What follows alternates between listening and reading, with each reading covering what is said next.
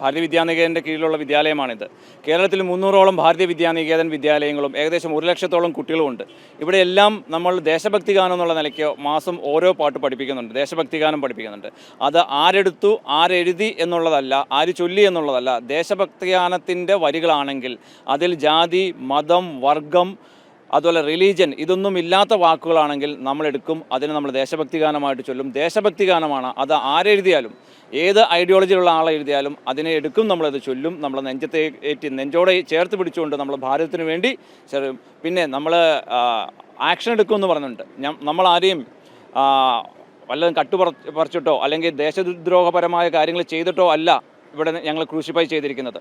പകരം ഒരു ദേശഭക്തി ഗാനം ചൊല്ലിയതിൻ്റെ പേരിലാണ്. അതിൻ്റെ പേരിൽ ഒരു ആക്ഷനും ഉണ്ടാവില്ല എന്ന് പൂർണ്ണമായ വിശ്വാസം ഞങ്ങൾക്കുണ്ട്. കാരണം നിയമപരമായിട്ട് മാത്രമാണ് ഈ വിദ്യാലയം നമ്മൾ പ്രവർത്തിക്കുന്നത്. ആ ഒരു വിശ്വാസമുണ്ട്. അതിന് മാനേജ്മെൻറ്റിൻ്റെയും എല്ലാവരുടെയും പൂർണ്ണമായ പിന്തുണ നമ്മളൊപ്പം ഉണ്ട്.